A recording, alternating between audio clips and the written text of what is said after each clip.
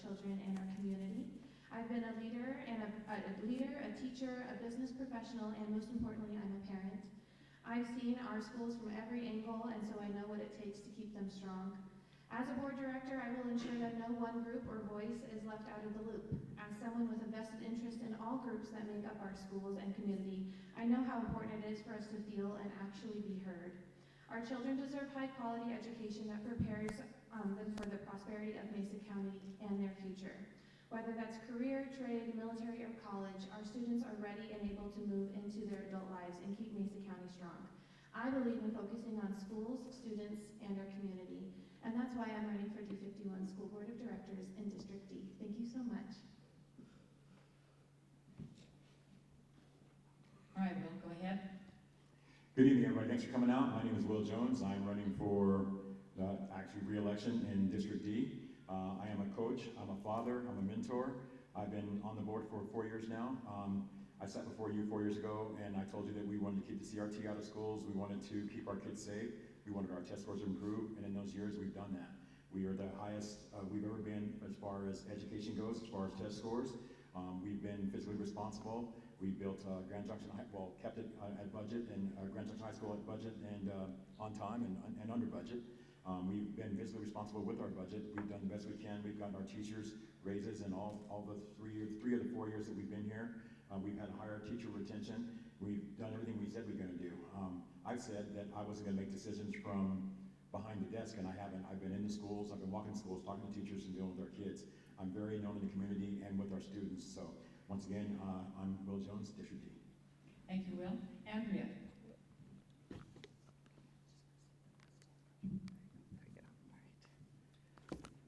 All right, good evening, everyone. I'm Andrea Heights, and I'm running for re-election in District C. I've had the honor of serving as your board representative since 2021. I ran 4 years ago to bring stronger leadership, greater accountability, and a renewed focus on District 51, and that's exactly what I've done. During my time on the board, we've improved academic outcomes, increased graduation rates, and raised teacher pay. And we completed the new Grand Junction High School on time and under budget. We also passed a bond and mill levy override without raising taxes. And we implemented a no cell phone policy to give students and teachers more focused time face-to-face. I'm a mom.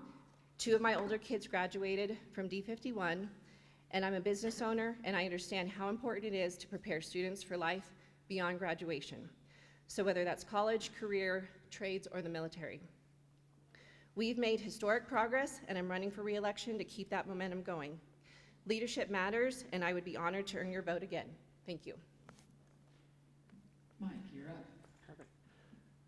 Okay, thank you for having me out here tonight. I'm Mike Rathbone. I'm running for School Board District C. I'm a U.S. military veteran. I'm a father. I'm a youth hockey coach, and recently retired. Excuse me, I apologize. No. I have GERD, I'm sorry. Give me 1 second here. I'm running for the school board. I have 4 children, 2 in district, 2 in a public charter. The 2 in the district, I'm very vested in their futures. I like the school district here. I want to be part of making that school district great. I'm a product of District 51. I graduated Central High School before I enlisted, and I'd love my children to be set up for success no matter what they choose to do, be that college, military, trade school, pottery, whatever suits their interest. I want them to feel successful, and I want them to feel ready for that. That's why I'm running for school board. Thank you. Angela.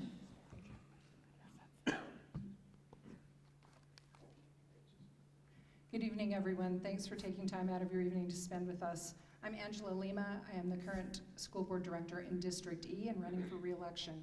4 years ago, I ran to restore parental rights and keep kids in classrooms, not masks, during the COVID chaos.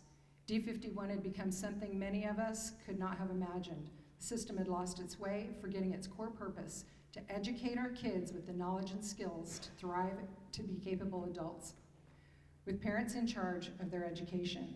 We needed to get back to making the main thing the main thing. I found an organization near financial ruin, low reserves, a broken health care plan, unhappy teachers, 50 buildings in disrepair, declining enrollment of 400 plus students a year, and a $140 million high school to build that had to come in on time and under budget. Our outcomes showed students were not getting the foundational education and something had to be done, and we did it. When I say we, I mean board members working side by side with Dr. Hill and his team, teachers, and the entire D51 staff. Recent outcomes show strong growth and students meeting or exceeding state averages in nearly every category. In 2025, we had the largest percent of graduates in D51 history, and 100% of our schools ranked in the top 2 levels for the state of Colorado. I ran on fiscal responsibility and transparency. I spent countless hours digging in with senior leadership, hunting waste and efficiencies. We found over $600 million in deferred maintenance needs. Thanks to community trust in 2024, you passed a bond to help us fix safety and make repairs with no tax hikes. That project is also running nearly $10 million under budget. We revamped health insurance, rebuilt its solvency, boosted reserves from an irresponsible 3% to 20%. That's fiscally responsible. Teachers are the heart and soul of any district. I made a point to visit every school in the district, many times. We restored a traditional pay system and gave raises beyond union asks. Over the past 4 years, average teacher wages have increased 38%. D51 is healthier financially, buildings are being fixed, student outcomes are way up. I've done the work for 4 years and would be honored with your vote to work hard for 4 more, upholding parents' rights and building a district we can all be proud of. Angela Lima, running in District E. Thank you. Vicki? Good evening, everyone. I'm Vicki Woods, and I'm running for the school board in District CE. So in my 30 years in education, I began as a classroom teacher for over a decade. In 2004, I was honored with the state recognition for my leadership in developing and implementing school-wide discipline systems across the valley in all 42 school sites. The goal was clear. It was to reduce suspension and expulsion and to ensure safe and orderly learning environments. Between the years of 2009 and 2011, District 51 lost over $30 million in state funding as a result of the negative factor, significantly reducing state funds to all districts across the state. As a district leader, I was part of a team responsible for making significant reductions of over $1 million just in our department alone. Eliminating more than 30 staff positions was certainly not what we wanted to do, but it was required based on our state funding. In 2013, I became the principal at Orchard Avenue Elementary, following a period of stability and division among the staff. They were rated as improvement, below state in growth and achievement. By 2015, teachers and school staff exceeded expectations in growth and met expectations in achievement and were rated as a performance school. According to the 2008 Colorado Teaching and Learning Conditions Survey that all schools are required to take across the state, our school leadership scored an overall 95%, an average of 10 points higher than both the state and district. I understand that a strong school system is an economic driver for our economy. We bring talent to our workforce here in Mesa County. We bring industry into our area, and we certainly can initiate innovative partnerships among our school community and our district community. So I bring experience and a proven track record of successful leadership to the school board. I would appreciate your vote for Vicki Woods on November 4th. Thank you very much, all of you. Now then, we'll begin with the good stuff. Casey, we're going to start with you because you're first in the alphabet line, and then we'll go down this way, clear to the end to Vicki for the same question, okay? We'll start out by saying, if a new state mandate conflicts with the will of the local parents and taxpayers, whose interests would you uphold, and how would you defend that decision? Well, That's a really good question. We do have local control here in D51, and I do hold on to that really tightly because we are a tight-knit community, and our taxpayers and our community members do have a very large weight in what we do. Sometimes state mandates are out of our hands, and it's our job as board leaders to educate, talk about, and then also advocate. So if our entire community is feeling like this mandate is not what we need to do for our schools in Mesa County, I'm going to listen, and I'm going to pay attention to what we're saying and go to our state lawmakers and advocate and wonder and ask questions why.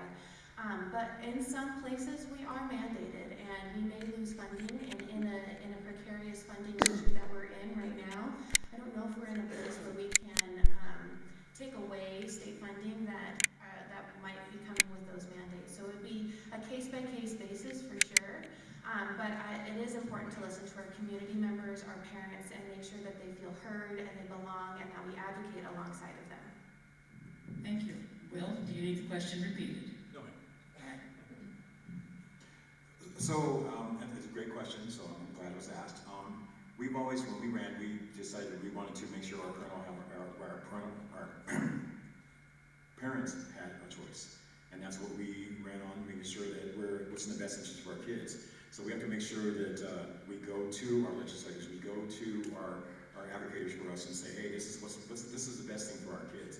Making sure that our parents have a choice, making sure our kids' education is being met, while all the needs are being met. So if that mandate doesn't fit what's going on in our town, we need to go back to them and advocate for them and figure out why it's best for us. Thank you.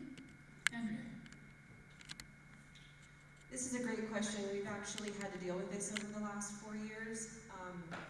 So this can be quite complicated because you are kind of pressing up against, like Casey said, a bit of state law where it butts up against what sometimes the community is wanting.